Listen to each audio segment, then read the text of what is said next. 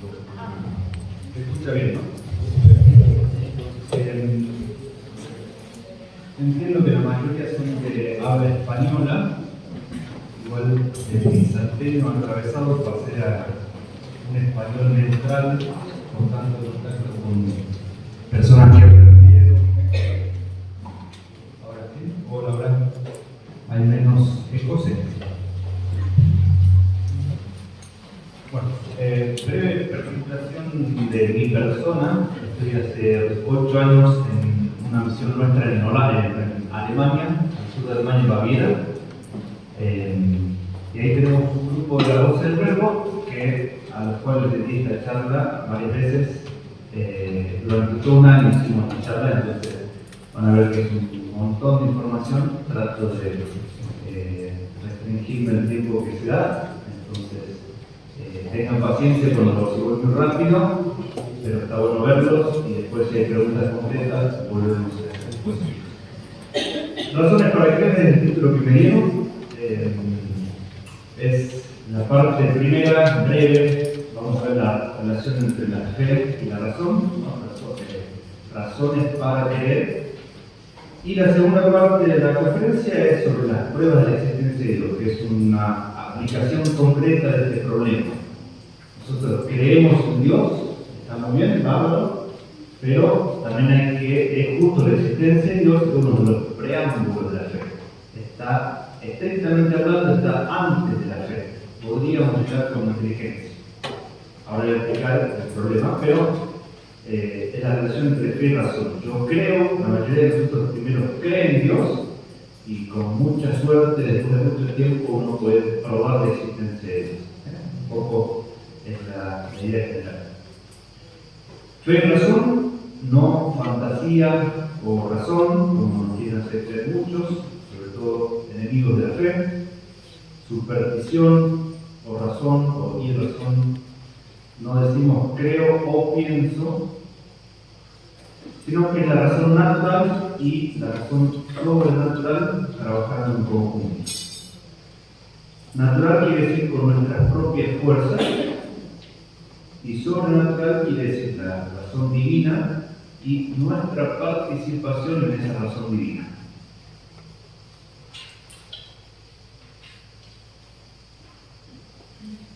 Entonces, por la fe se fortalece la razón, ¿no? Muchas veces nos hacen creer que la fe, el que cree es débil intelectualmente. Claro, como no tiene mucho, cree, pero nosotros los científicos, los académicos, en cambio, hay que entender que la fe fortalece, nos hace entender cosas mucho más difíciles.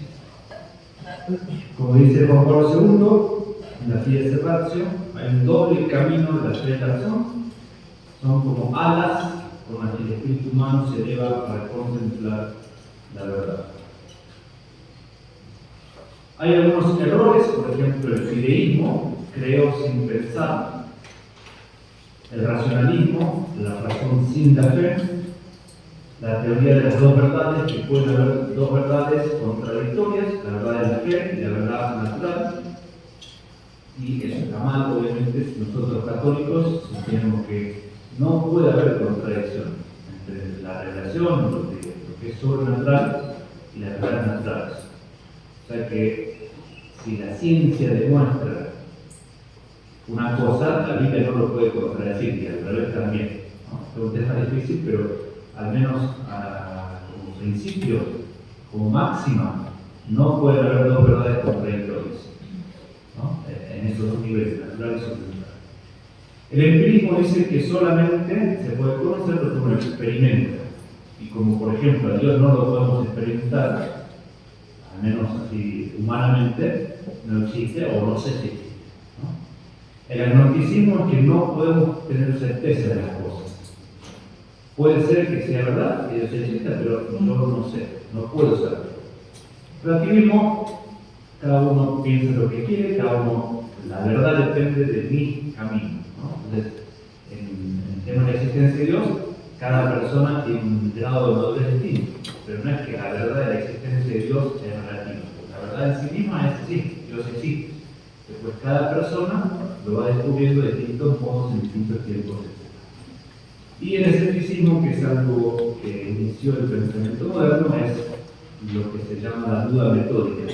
Para ser científico duro, las personas que aceptan las cosas así nomás no son inteligentes, no son científicos. Entonces, metódicamente, todo lo que me digan dudo. Y eso está mal, ¿no? Parece muy científico, es el producto que se vende en todas las universidades, pero es un principio malo, falso, porque hay cosas en las cuales no se puede dudar.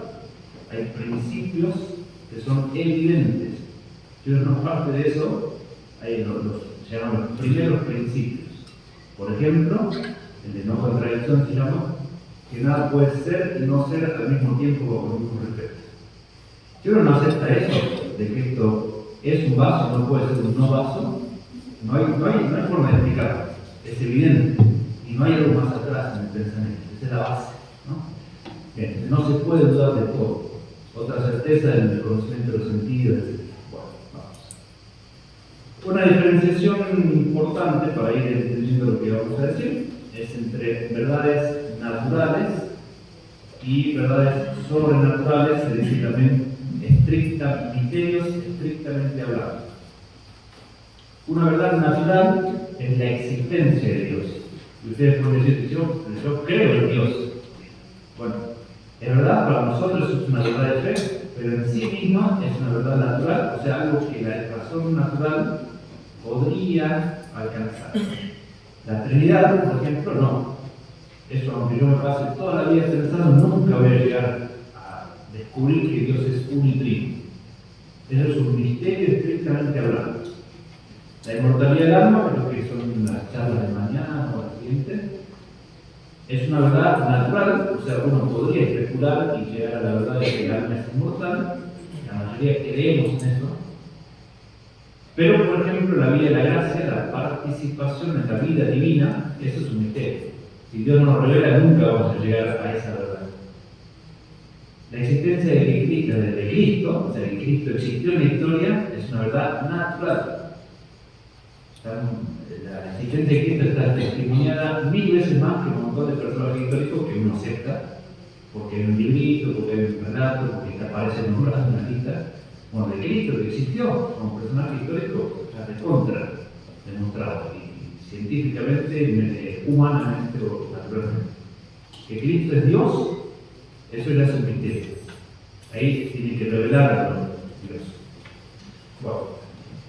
Santo Tomás en Suma Teológica, en la primera cuestión, la primera pregunta que se hace es si hace falta esta ciencia sobrenatural, la teología, la revelación, hace falta que Dios revele cosas. El primer argumento para decir que sí, que hace falta una ciencia sobrenatural, ¿no? Porque la teología es un problema si realmente existe la necesidad de que haya teología. Dice, el hombre tiene un fin sobrenatural, ¿no? Primer argumento. El hombre tiene que saber hacia dónde se dirige, que es un fin sobrenatural y por lo tanto necesita la revelación de verdades sobrenaturales. Y otro tema, las verdades naturales, ¿no? Las sobrenaturales, obvio, si Dios no las revela, no hay chance. Las naturales, existencia de Dios, inmortalidad, etc., también son necesarias que se las revelen, porque si bien nosotros podríamos llegar, ¿no? Si uno se pone a pensar, puede llegar, pero solo pocos lo hacen después de mucho tiempo y mezclado de errores. Entonces es necesario que Dios revele esas verdades que son fundamentales para la salvación. Entonces, por eso es que nosotros creemos primero, porque nuestra abuela, nuestras mamás nos dijeron, Dios existe, Dios es Padre, Creador, etc. Uno cree, uno acepta esa verdad, y después con el tiempo, en algún momento, uno piensa. Pero si yo me muero de niño y no sé que Dios existe, no me voy a salvar. Y por eso necesito que me digan antes de que yo pueda hacer todo el proceso intelectual, que me lo digan, que me lo revelen, y yo lo acepto, ¿no? Ahora vamos a ver cómo se hace eso. Bien. Verdades naturales importantes para la solución eterna, que se las nombra preámbula fide, o sea, algo previo a la fe, o sea, todavía racional, son la existencia de Dios, creador, la espiritualidad del alma que hay entre el tema de la libertad, la inmortalidad, etc., que existe una revelación, que existe una sola religión verdadera y que la Iglesia Católica es esa religión verdadera. ¿No? Todos esos temas son importantes para la voz del verbo porque es un grupo apologético, de defensa de la fe. ¿Por qué creemos? La pregunta de esta charla, uno tendría que decir, hay que decir que es un don la fe. Creemos porque Dios nos dio la gracia de creer. No sé por qué creemos. Bueno, la mayoría de nosotros, casi sin darse cuenta, goza de la fe, sin saber por qué. Castellani, creo que Chesterton es el que lo dice por primera vez, dice que nadie se convierte por una argumentación. ¿No? Entonces nosotros, yo puedo explicar fantástico la existencia de Dios, pero nadie se va a decir, yo voy a ser católico porque el Padre Martín demostró la existencia de Dios. Algún intelectualoide, pero la mayoría es una gracia. La mayoría por cuestiones emotivas. Me cayó bien un sacerdote, un católico, y en definitiva es una gracia de Dios. Nadie puede crear la conversión del alma. Por más fantástica que sea la argumentación, todos creen porque es un don de Dios que da la fe. Pero es importante ver la racionalidad de la fe. ¿Por qué creo? Porque Dios me da la gracia. ¿Es una cosa irracional? No. Y ese es el punto. A eso vamos. La racionalidad de creer. ¿Por qué creemos? No por la obviedad, para la mayoría es oscurísimo, si yo tuviera que explicar la existencia de Dios, es difícil, no sé, no entiendo bien, sino por la autoridad del que revela, y eso es racional. Creerle al que más sabe más, aquí por ejemplo, los papás, el papá dice, no me estás dando el estudio porque te va a electricidad. Y yo obedezco, creo que no nunca le dice la experiencia, pero creo que si mi papá me dice, es así. Eso es la fe natural. Es decir, en el mundo natural es racional, es inteligente creer, aunque yo no entiendo, mucho más si Dios es el que revela. ¿No? Entonces, ese es el porqué. Es razonable aceptar la autoridad de Dios, incluso si no entendemos todo, pero también debemos pensar y profundizar. ¿No? Y aquí Santo Tomás lo plantea como el uso de la filosofía en la teología, o sea, es lo mismo. ¿Para qué tenemos que usar la cabeza en las cuestiones de fe?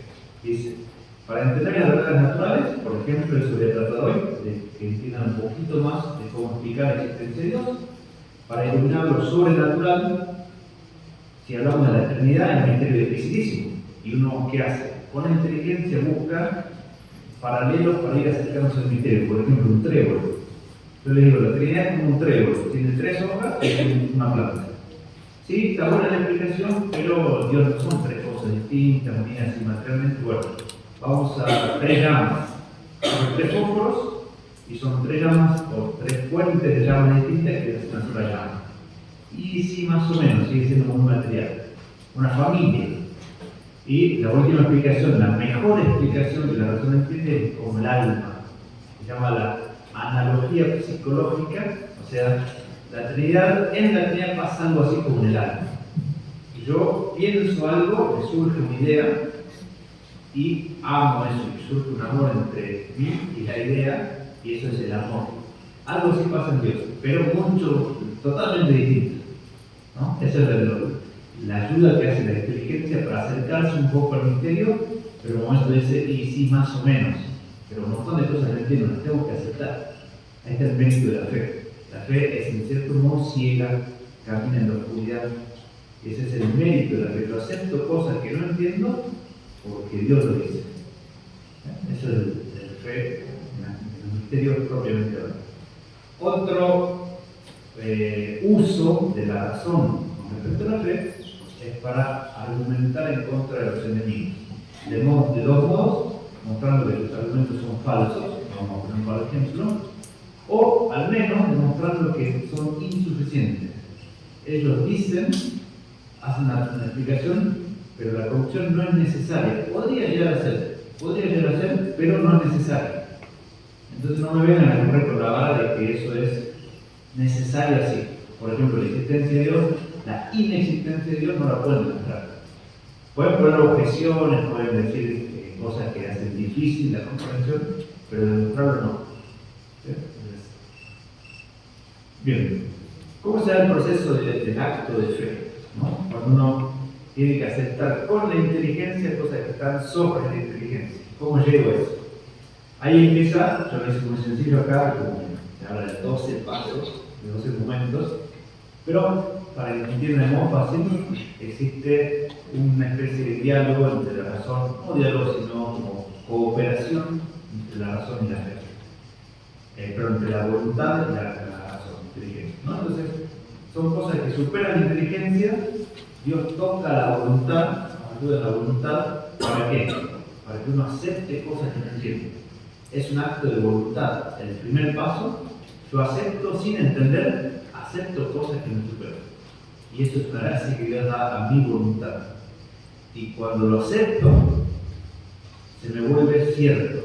Ahí recibo la certeza. Por ejemplo, la presencia de Cristo en la Eucaristía. Yo estoy segurísimo de eso. Lo sé, no es que me opino. Sé que Cristo está en la Eucaristía. ¿Y cómo sabes? No sé, no entiendo. Estoy seguro, pero no entiendo. Es un misterio. ¿Sí? Y por eso la fe es una fortificación de la inteligencia que alcanza verdades sobrenaturales. Después vienen los milagros eucarísticos que corroboran eso.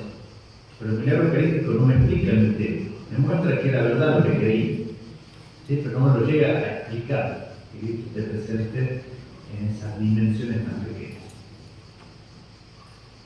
Bueno, motivos de credibilidad son signos que hacen que algo sea creíble, por ejemplo, los milagros, la santidad de una persona, pensemos en Cristo, su sabiduría, y otros motivos para creer es la denotación filosófica. Y eso es un poco donde me quedo con este tema, que es las pruebas de existencia de Dios.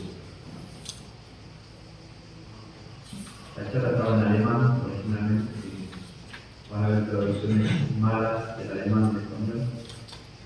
Bien, el primer punto de la introducción, vamos a ver la importancia del tema, la posibilidad de demostrar, ¿se puede demostrar o no? Eso es un tema difícil. La dificultad y los errores respecto a esta, la demostrabilidad de la existencia de Dios. Segundo punto, vemos las vías de Santo Tomás. Si queda tiempo, hay otras vías, otros modos de demostrar. En el libro de las verdades robadas, ahí aparecen. El Padre Juan que pone primero a esa y después pone la vía de Santo Tomás. Y después, si queda tiempo, al menos brevemente, una cosa es que Dios existe y la otra pregunta es cómo es Dios, ¿no? Las propiedades. Dios es bueno, sí, lo digo ahora por si no queda tiempo. Dios es bueno, sí, pero ¿qué es bueno para nosotros? El concepto de bondad está limitado, lo sacamos de las cosas que vemos. Buena es mi mamá. ¿Y Dios es bueno como mi mamá? Sí, es bueno como mi mamá, pero mucho más. Es la bondad por esencia. Entonces, el cómo es Dios hay que hacer por analogía, se dice. Hay que dar un salto. No le puedo decir que Dios es bueno como mi mamá, como lo que yo conozco, sino que por esencia. Es difícil. Bueno, importancia. El padre Fabro, al cual sigo en varios estos puntos, lo conocen algunos, es un gran tomista que creó el Instituto de Historia del Ateísmo Moderno. Él estudió el fenómeno del ateísmo, por qué y cómo se dio este fenómeno, que es una cosa especialmente moderna. Dice que es el problema esencial del hombre esencial, es el problema de toda la persona, es el problema más importante, más difícil y decisivo. Es el primer problema, o sea, todo depende de esto, y es el último, en el sentido que a eso apuntamos, a la existencia de Dios, a Dios. La existencia de Dios es la conclusión de toda conciencia humana, científicos y no científicos, todas las personas, niños, gente simple, científicos, pueden alcanzar esta verdad de distintos modos. Nosotros mismos no nos preguntamos todo el tiempo eso. Si no nos dan una charla, nadie está todo el tiempo pensando si existe Dios o no. Nosotros creemos en Dios, conocemos a Dios, hablamos con Dios, comemos a Dios en la Eucaristía, disfrutamos de Dios, gozamos en Dios y pasamos toda nuestra vida en Dios. Pero un día hay que profundizar, hay que hacerse esa pregunta y es lo propio de las voces del verbo, hay que ser capaces de dar razones de nuestra fe. ¿No? Eso es lo que la cita que siempre creo que es la segunda carta de San Pedro. Bien, entonces nosotros tenemos la certeza de que Dios existe, la mayoría por la fe. Pero ¿cómo se lo explico a una persona que no cree, que no tiene todavía la fe? Tenemos que empezar por cuestiones naturales. No hace falta. Hay una relación importante con la moral. Muchos que niegan la existencia de Dios porque viven una vida moral mala. Hay este tipo de propaganda, lo hacen los agnósticos, masones, ateos, etc. Dicen, probablemente no hay Dios, entonces no te preocupes, sé feliz y disfruta la vida.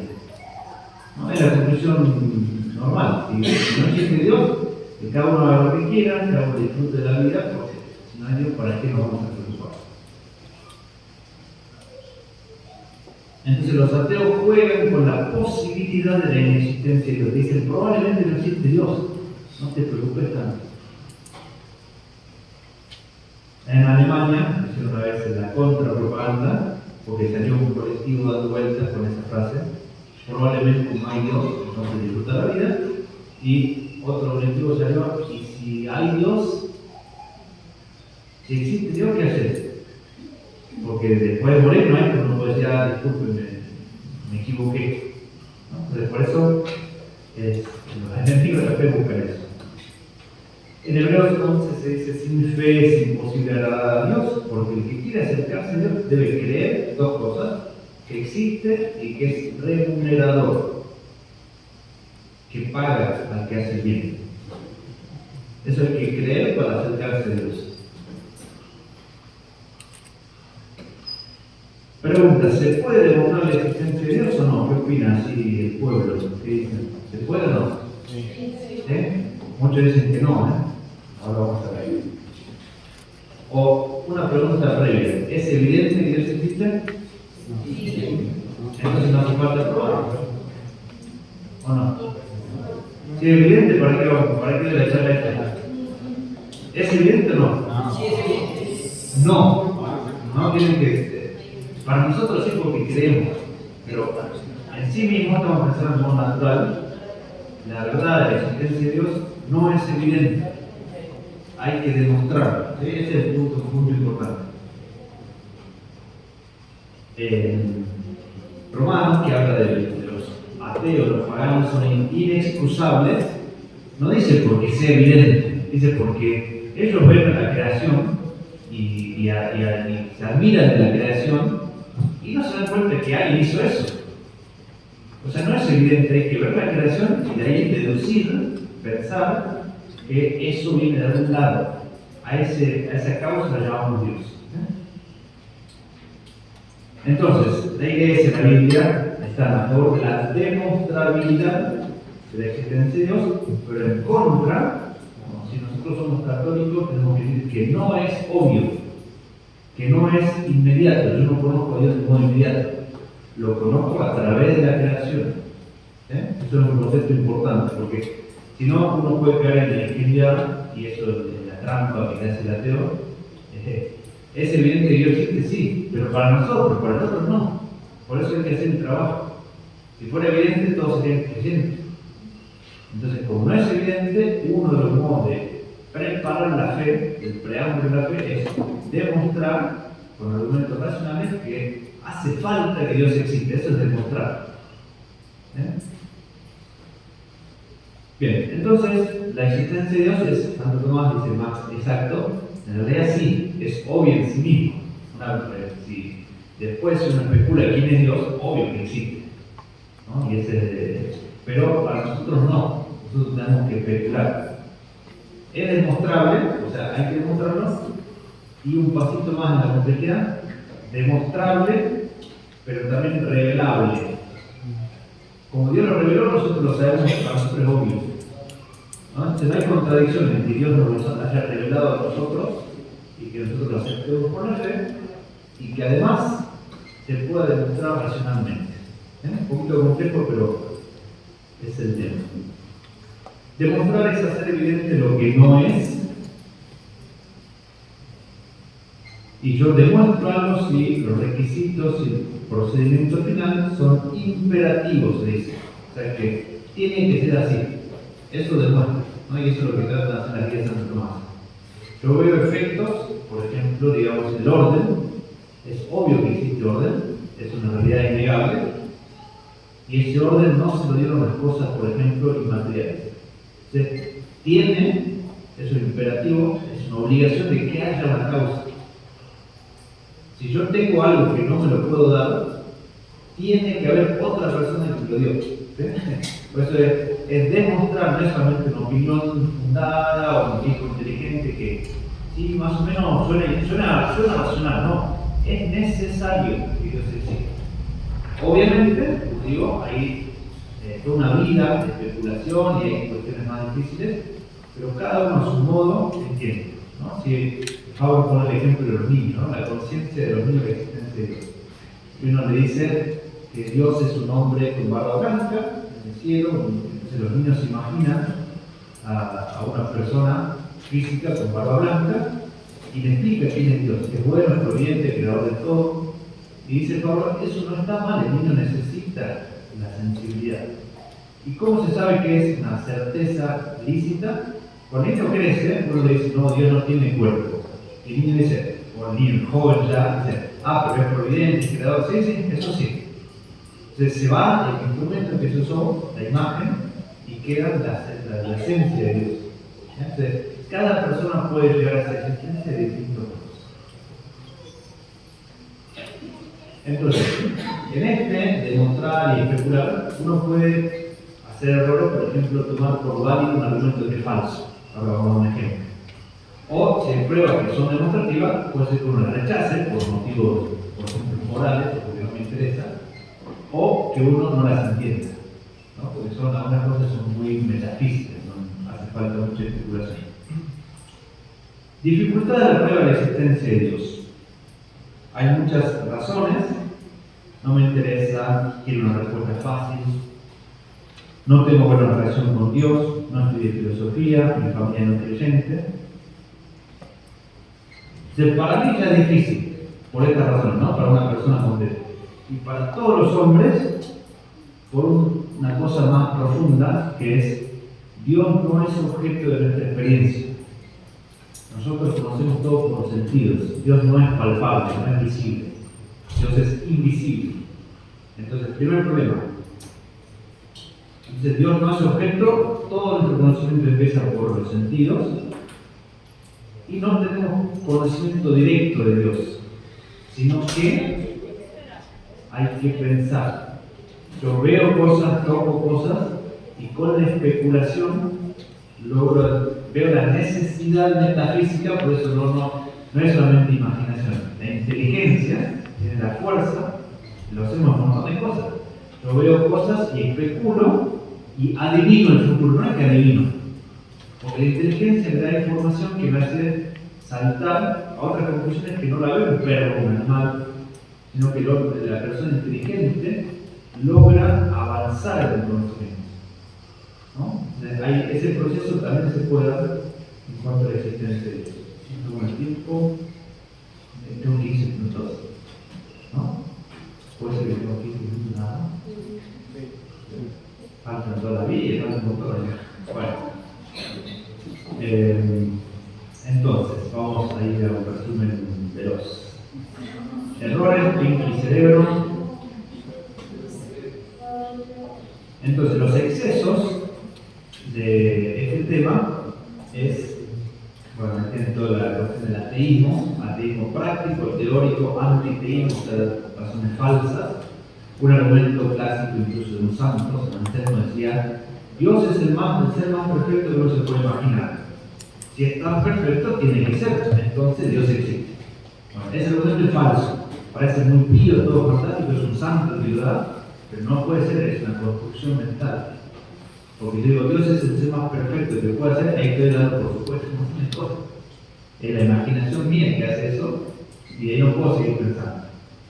Yo no conozco a Dios, no es evidente, ¿no? Hay muchos que dicen, el antiteísmo, llamando tipos, o sea, te afirman que Dios existe, pero ¿por qué? La razón que te dan es falsa.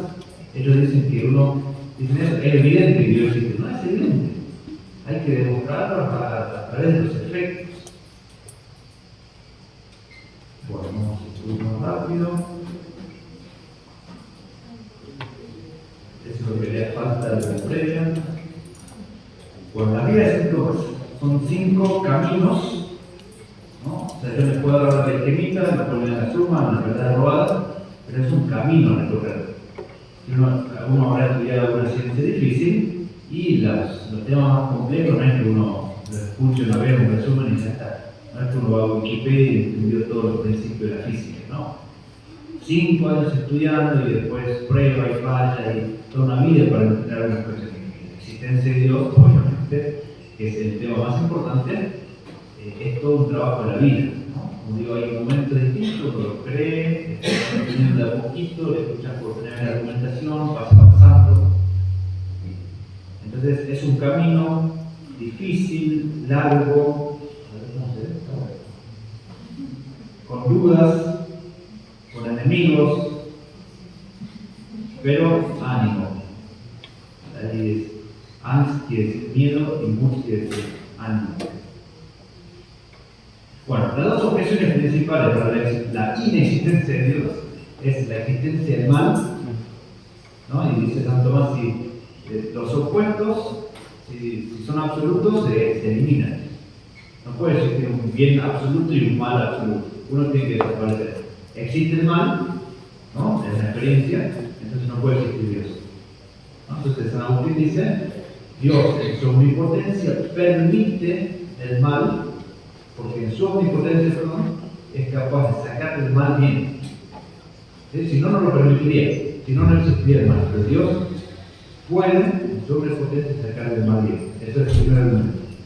Y lo otro es la explicación de la naturaleza por sí misma. ¿No? Un poquito más complejo, más metafísico, pero a esto apuntan las guías muchas. En decir, la naturaleza no se explica por sí misma. Puede haber una secuencia de explicaciones, pero al final uno tiene que dar un salto y decir, no, acá tiene que haber algo de otra categoría que explique la primera causa, ¿no? Ahora vamos a la vida. 5 vías con una misma estructura, con el mismo razonamiento, que es ver un hecho evidente. Por eso la existencia de Dios no es evidente. Hay que empezar de cosas evidentes para demostrar, hay que empezar de cosas evidentes. Santo Tomás parte de 5 cosas distintas. Uno podría hacer 20 vías, 10 vías, 15 vías. Santo Tomás elige 5 cosas evidentes que me van remontando intelectualmente a la existencia de Dios. Entonces, yo veo un hecho evidente: movimiento, orden, causa, participación, etc. Segundo paso en este razonamiento, hace falta que alguien cause esto. Nadie se da a sí mismo, nadie se puede dar a sí mismo lo que no tiene, ¿no? Entonces, si hay algo que tiene algo pero no lo es, ese es el tema, hace falta que lo reciba de otro, ¿no? Si yo tengo vida pero no soy la vida, alguien me la dio. Si yo soy inteligente pero no soy la inteligencia, alguien me lo dio, que es la inteligencia por esencia.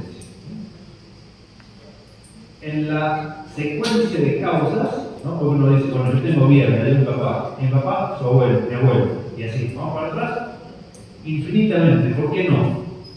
¿No? Entonces, Santo Tomás apunta a ese tema. No puede haber una secuencia infinita, no puede ser un proceso infinito, dice Santo Tomás. Ahora lo voy a explicar. Entonces, conclusión final, tiene que haber un primero. Ese punto yo hace poquito le di esta charla a un grupo de voluntarios españoles y un chico que había estudiado filosofía se metió en ese punto, ¿no? Me interrumpió la charla y dijo, pero padre, ¿por qué no se puede ir al infinito? ¿No? Y justamente ese es el punto, porque Dios es la causa y Dios es eterno. Entonces Dios podría crear infinitamente causas segundas y ese es el problema. No es una cuestión de llegar al primero en el orden predicamental, se dice, de transmisión de la vida, por ejemplo, sino explicar cómo empezó el proceso. Aunque sea eterno, uno tiene que saltar de categoría, porque todas son cosas que tienen vida y la transmiten, pero no son la vida. por eso necesariamente, racionalmente, tengo que dar el salto a una primera causa que da la vida, la inteligencia, el ser y demás.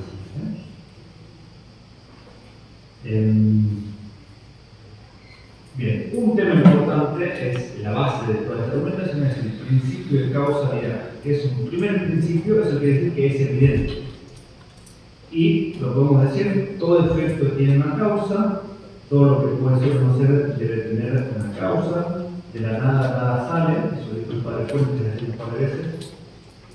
Y el modo más perfecto de expresar esto, aunque es un poco complicado porque son términos metafísicos, es todo ser participado depende del ser por esencia. Dicho más fácil, todo lo que tiene algo, lo tiene que tener de alguien que es eso.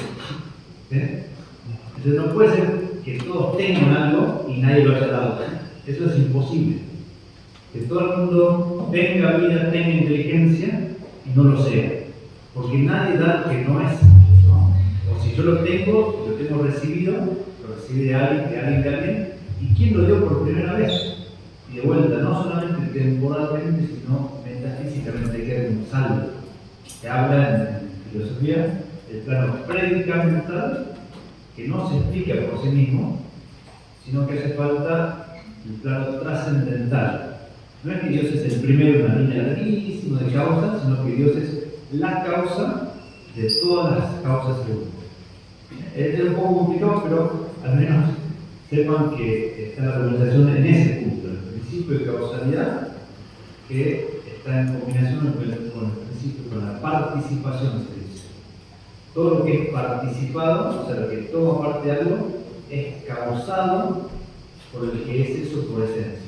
Un poco complejo, pero para que sepan, ese es el punto de explicación. La última, lo que te obliga es imperativo de que Dios exista. Si veo cosas que son todas limitadas, participadas, contingentes, tiene que existir alguien que es causa primera, inmóvil, necesario. Dejemos ahí antes de darle un mareo. Bueno, hay opositores al principio de causalidad, ¿no? Justamente ese es el drama. Si uno no acepta el principio de causalidad, un ejemplo clásico es el de Hume, que dice el empirismo, o la fenomenología, fenomenismo, no sé cómo se llama. Él dice, cuando uno ve un billar, yo veo la pelota que gira, la bocha, y golpea a otra y empieza a girar la otra. Yo veo eso nada más, ese es el fenómeno. Pero la causalidad, que esto sea causalmente, eso no lo veo. Y es verdad, la causalidad no es una cosa que uno perciba con los sentidos. La inteligencia ve de modo intuitivo, o sea, no lo puedo demostrar, es obvio que esto que está acá es la causa de lo otro. Él niega eso, ¿por qué? Porque es empirista. Todo lo que escapa el sentido, no lo sé. Y es un error, ¿no? Esa separación entre el mundo sensible y la inteligencia, ¿no? Esto es un problema filosófico de la época moderna. Lo de Kant también tiene sus locuras. Vamos a dejar para repetirnos 6 minutos. Bueno, entonces, Santo Tomás parte de 5 vías, como digo, porque quiere que sean 5, de 5 cosas evidentes. Movimiento, mejor dicho, el cambio de las cosas, no es el movimiento de que esto se mueve nada más, sino que es, de sentido filosófico, el paso de la potencia al acto. Esto podría ser azul, no lo es todavía. Cuando pasa a ser azul, eso se dice el movimiento. Esta semilla podría ser un árbol, no lo es. Cuando pasa a ser árbol, eso se llama movimiento.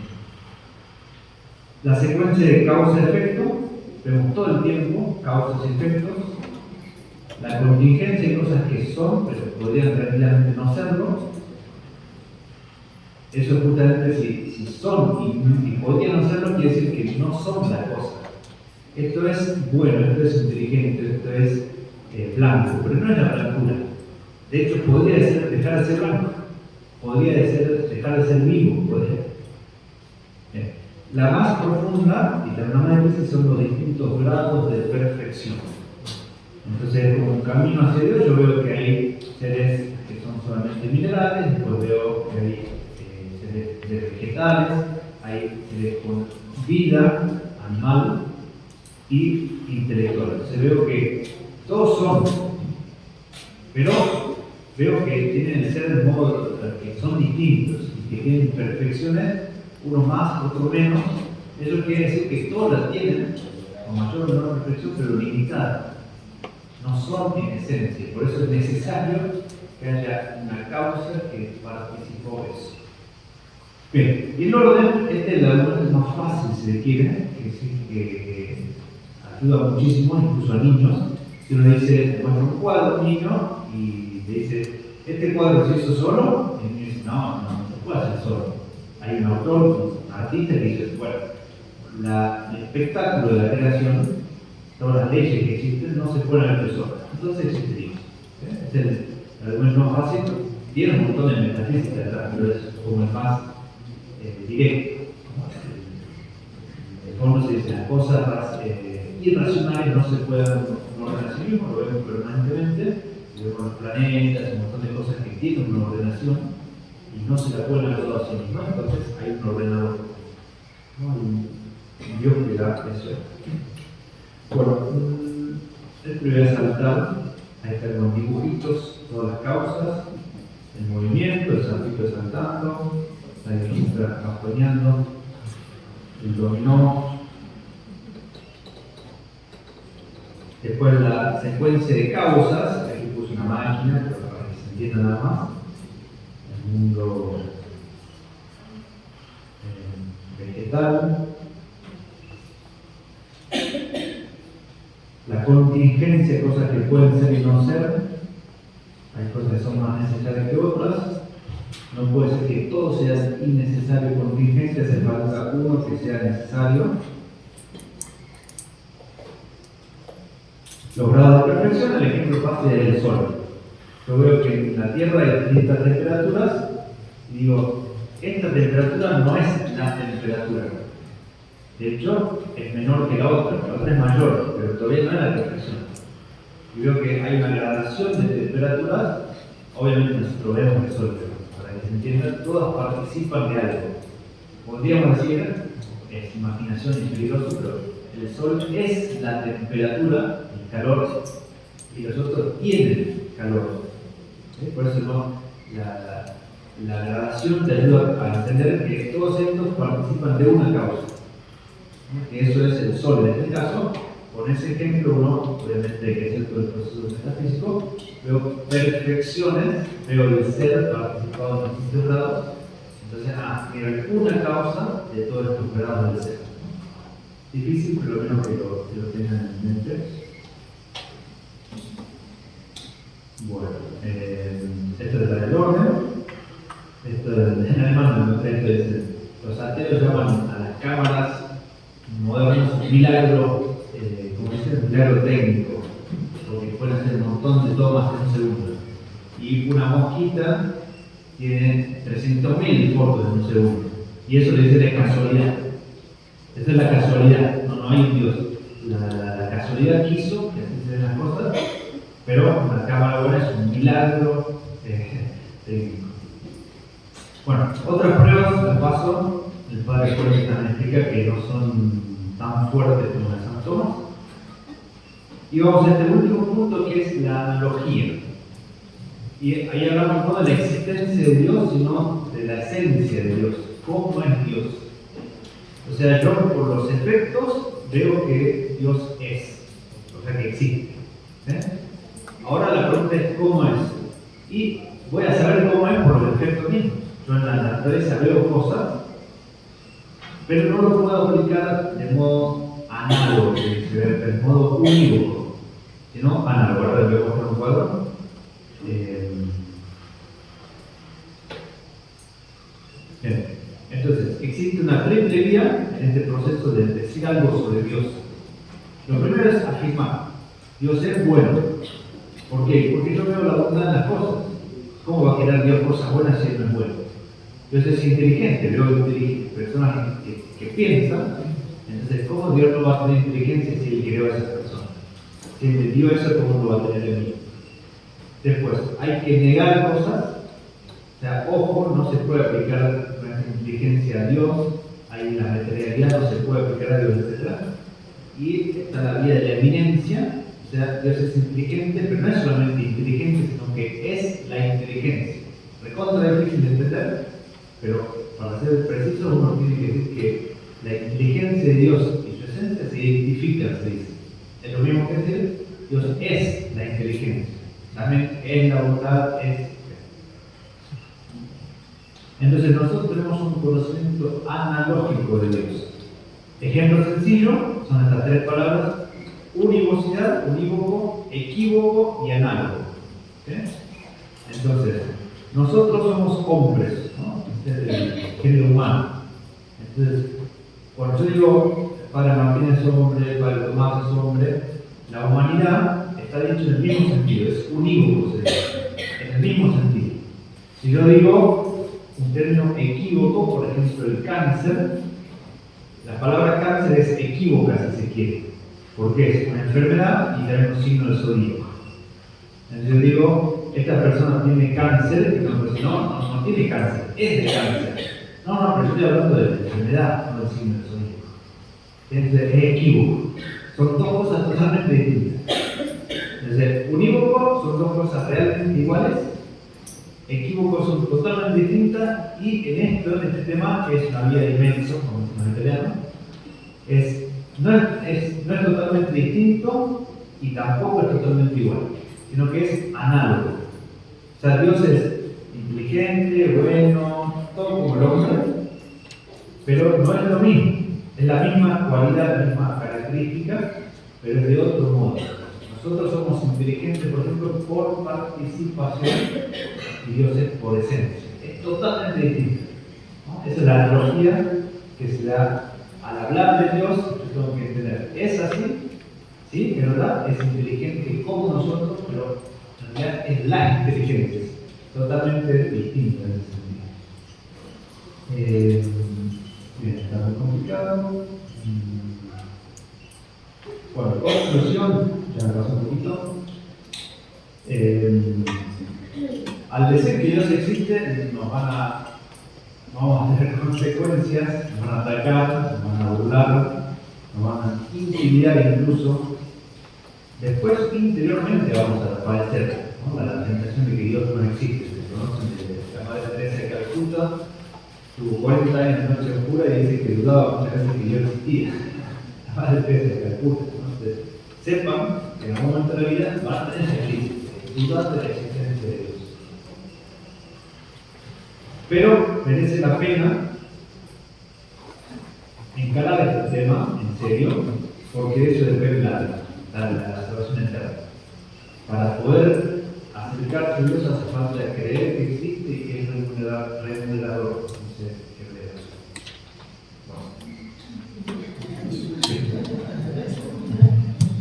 Bueno, acá un minutito de preguntas.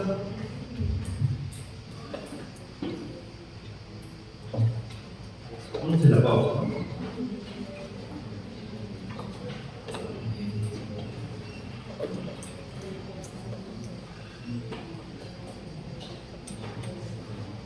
¿Puedo ocultar o no? Hacemos peor. No hay micrófono, ¿no?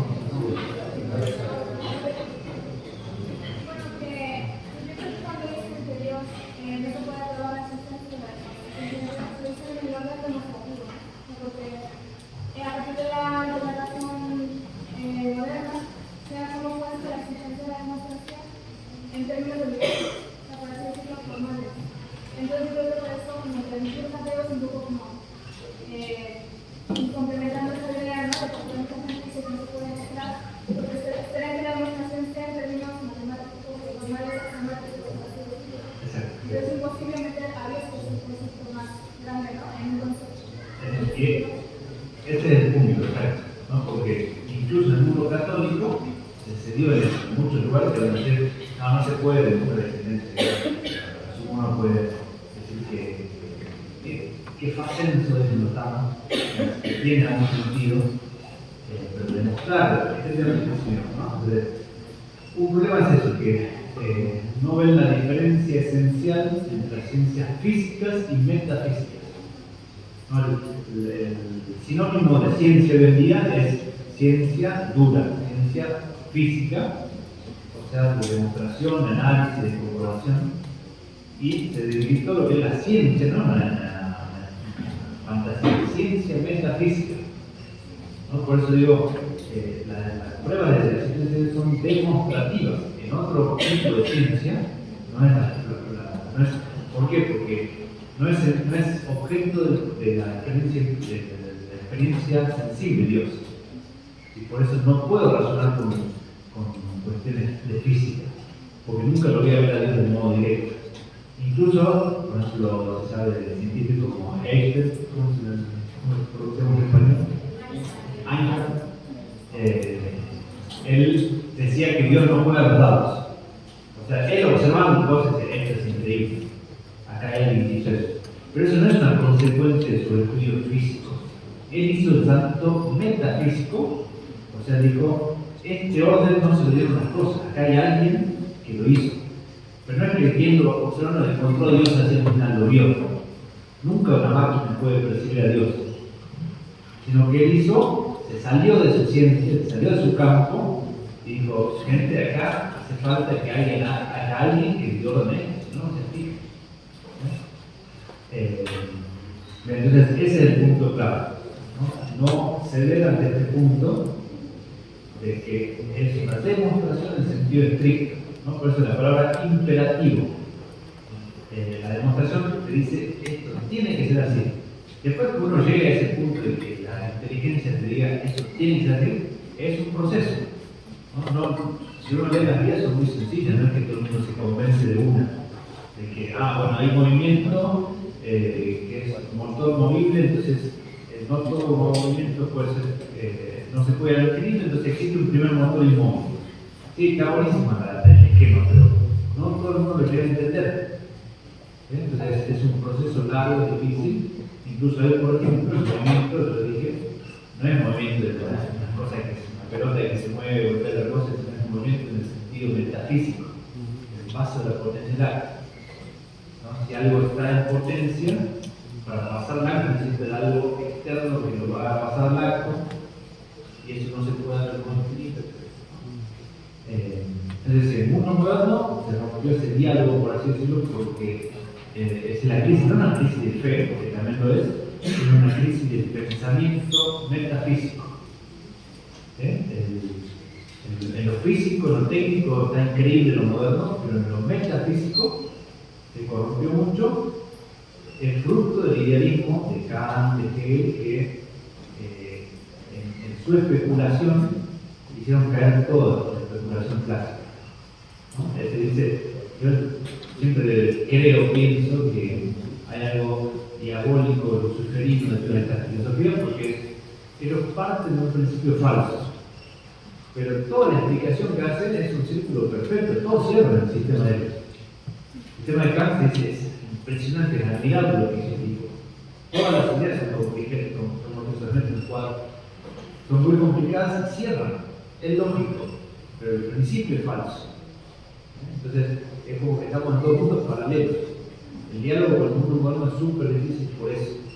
Porque partieron de un punto falso y te arman todo un sistema. Sí, bueno, eso. ¿Sí? Usted dijo que la eventualidad de la máquina también una verdad emocional. ¿Cómo podemos demostrar eso? Tienen que venir a la próxima charla. Hay otro responsable para esa. Bueno. Pero sí, hay. No lo digo, hay otra charla. Sí, Padre, la iglesia nos ha acercado a Dios, o sea, Dios lo hace cercano a nosotros. En un comienzo de la iglesia, incluso la Eucaristía se daba de espalda a nosotros. El sacerdote estaba mirando hacia, de hecho aquí hay una parte lo hacen, pero era en latín, en un idioma que no entendíamos. Se cree que la campanita era para que supiéramos que era el momento de la consagración. Y la iglesia ha venido en ese constante de que Dios se acerque a nosotros a través de la hostia, que el pan se viene a nosotros.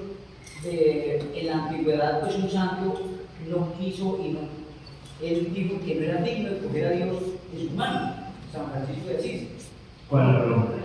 Entonces la pregunta es, si vamos en esa secuencia, y cada vez ya nosotros los podemos tener a la hostia de nuestra hermano, algunos lo consideramos ya pues es algo que yo lo considero que no debería ser así, que ese avance es como muy rápido de coger a Dios en nuestra hermano.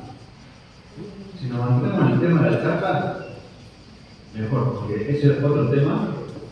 Muy breve, te puedo decir que en esa época que vos describís, había mucho más fe que ahora.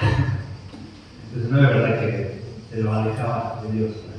Pero otro tema, vamos a la existencia de Dios, resumen de relación fe y razón, y esa pregunta no tiene que ver con el tema, entonces, por eso, después si querés charlamos, pero ahora me limitaría.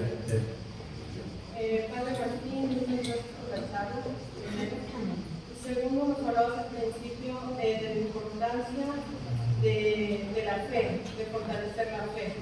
Entonces, quisiera que nos apoyes con recursos o recomendaciones actualmente para nosotros como jóvenes que somos tan vulnerables a todo lo que decías anteriormente, a las burlas, a este mundo, este metro cuadrado, que hay muchas personas que no creen y quieren meternos en eso. Entonces, quería saber. Una cosa fundamental, no tengan miedo porque en el reino de los ciegos el tuerto rey, ¿no? Los otros jóvenes, las otras personas que denuncian contra Dios, tampoco saben mucho, ¿no? Entonces ustedes con un poquito de información, sobre todo ustedes tienen interés. Los enemigos de Dios se interesan muy poco, se interesan por algún de esos, el famoso el ateísmo teórico. No el práctico, el práctico es el que vive en funciones del teórico, el que se preocupa por argumentar en contra de la existencia de Dios. De eso es poquísimo. ¿No? De hecho, un argumento que ponen para el cuento de la existencia de Dios es que la mayoría de los hombres creen en Dios. En este mundo paganizado, el 2,5% son ateos. Además son creyentes. ¿No? Entonces, no tengan miedo de no piensen que los otros son todos en especulación kantiana y ponen en duda el principio de causalidad. La mayoría no creen porque no creen. Ponen argumentaciones diciendo, no, mira, el Papa hace esto, los curas son así, yo conozco un católico que es malo, el bautista que es malo, esos son argumentos de identidad. Entonces, no les tengan miedo, porque si uno está con interés, es muy fácil rebatirles a que te pones en duda con argumentos sencillos, ¿no? Después, evidentemente la vida de fe, ¿no? Y ahí está justamente el tema de la conferencia.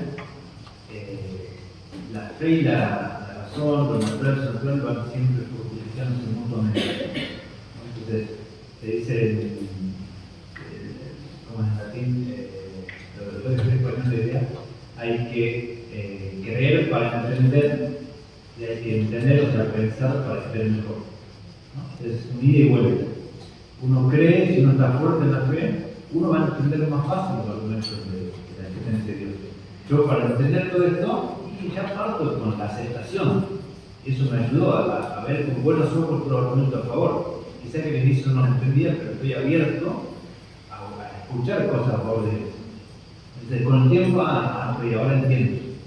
Si hubiera estado cerrado al inicio, es mucho más difícil de entender, ¿no? Entonces, vida de fe de ustedes, vivan la fe, ¿no? Y después formarse cada uno según su posibilidad, ¿no? Y en estas cosas, donde la sencillez, ¿no? Por eso decía, un argumento fácil hoy en día es el del orden, ¿no? Si hay orden, tiene que haber un creador, ¿no? Y con buena voluntad, pero ridiculizar al ateo, ¿no? Por ejemplo, el intuito del cuadro, ¿no? Este cuadro se hizo solo, ¿no? Alguien lo hizo, entonces hay una causalidad. Cuando yo veo orden, hay alguien que lo ordena.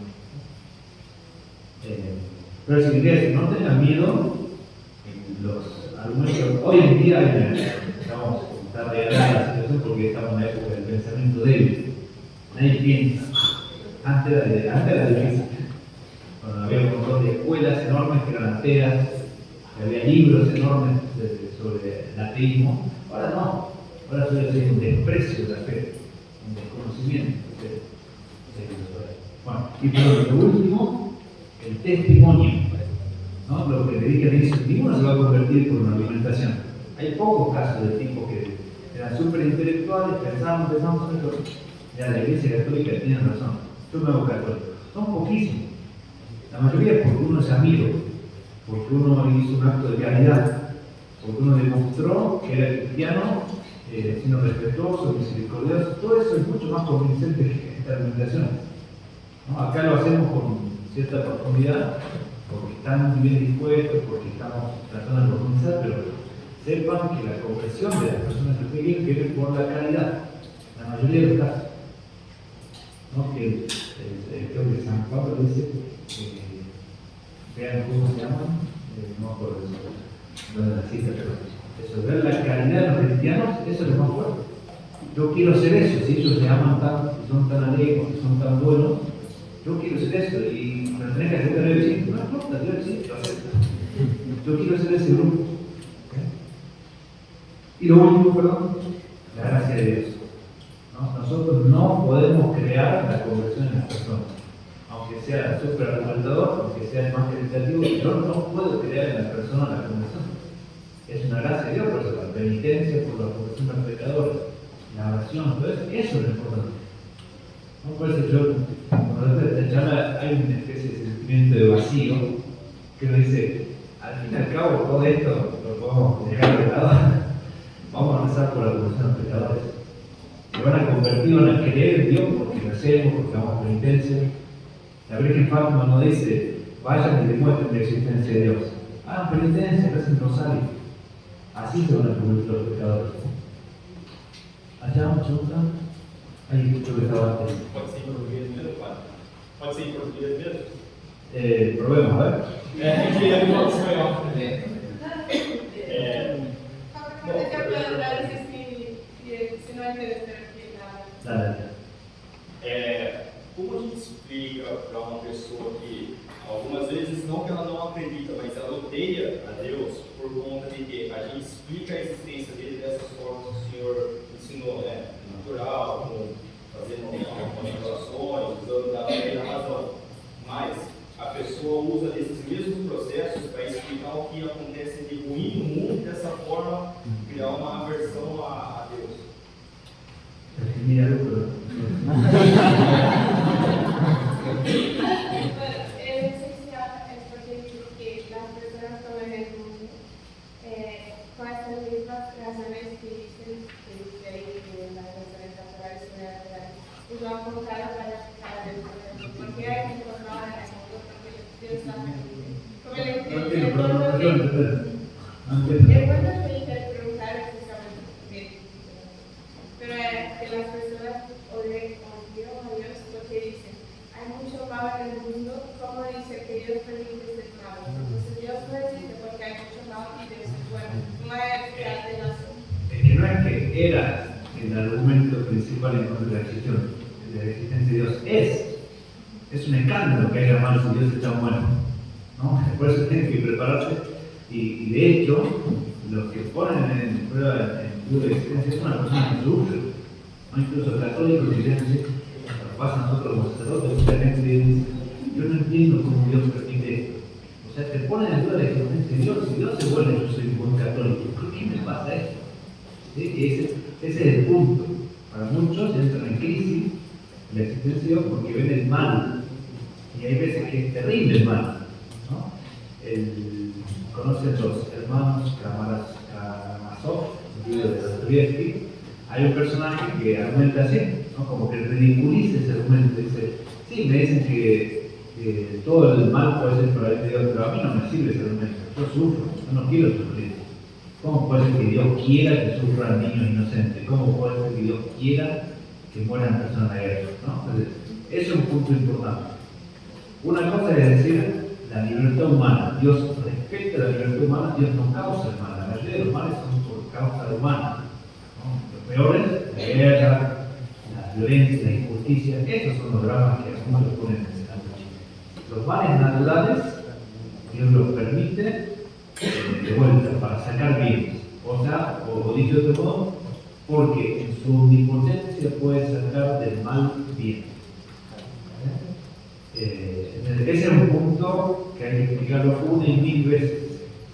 Y como es medio misterioso, es un misterio como Dios podría hacer sin el mal todo, ¿no? Lo mismo que la redención. Dios podría, con el corte de sangre, ya está, se saltó y quiso padecer, ¿no? Es un misterio. Pero se buscan, a veces en esos misterios se buscan motivos de credibilidad, ¿no? Por ejemplo, acá, hay muchas veces de personas que sufren cosas terribles y vienen y te dicen, Padre, esto es lo mejor que me pasó en mi vida. Y uno dice, pero ¿cómo? Si es terrible lo que pasó, pero si no me hubiera pasado esto, yo seguiría siendo mundano, superficial, pecador, iba directo al infierno. Gracias a que Dios me dio este drama en mi vida, ahora amo a Dios, amo a mi familia. Yo me acuerdo un pariente mío que estaba preso por una falsa acusación, estaba preso. Le trajeron la fama, la familia, yo tuve 4 años preso. Yo lo fui a visitar a la cárcel y me dice, ¿sabes, Martín? Con el tiempo me di cuenta que esto es una gracia enorme de Dios.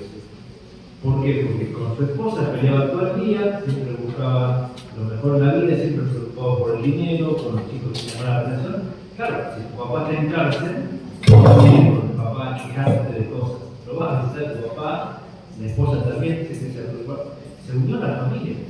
Salió de la cárcel y tiene una familia hermosa.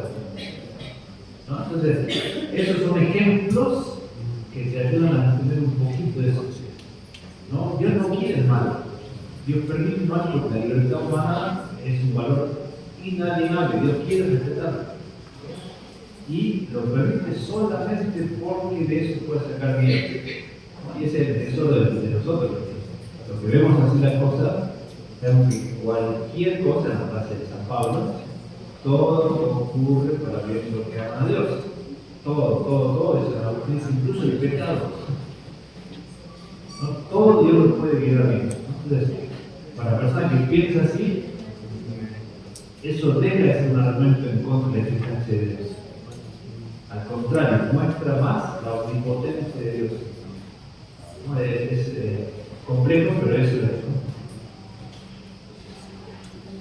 Vale, gracias por la pregunta sobre la última parte.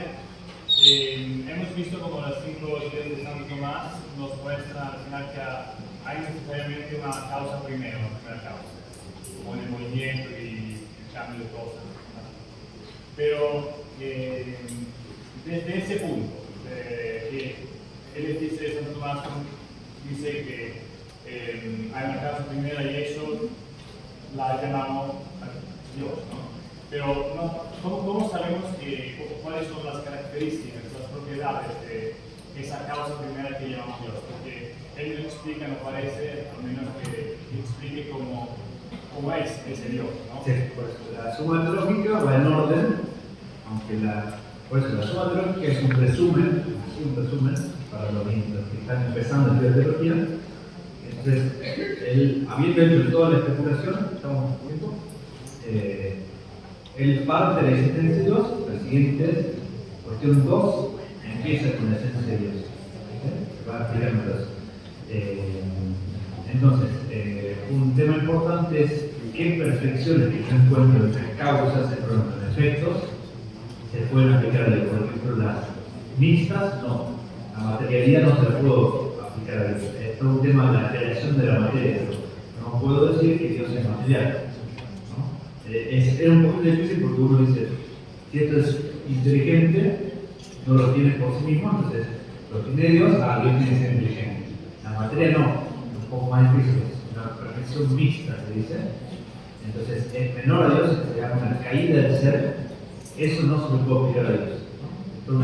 Por eso la triple vía es importante, de afirmación, negación y eminencia.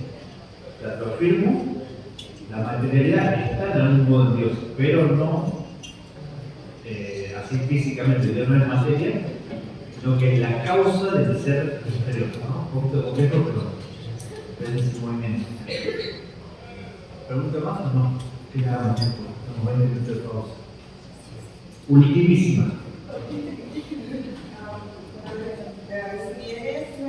Si bien la fe es un don gratuito que recibimos de Dios, es responsabilidad del creyente abundar y utilizar el bien.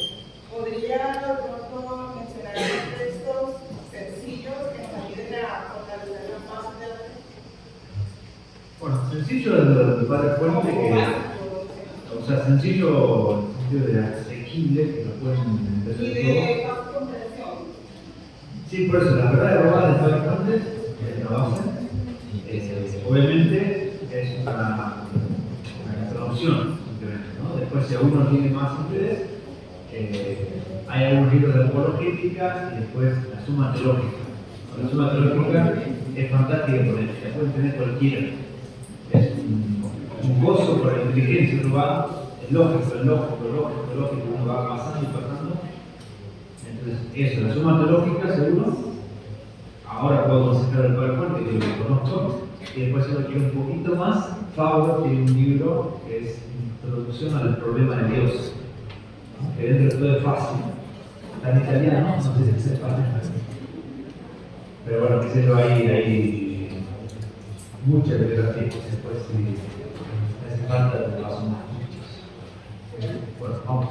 ¿No? El Padre, el Hijo y el Espíritu Santo.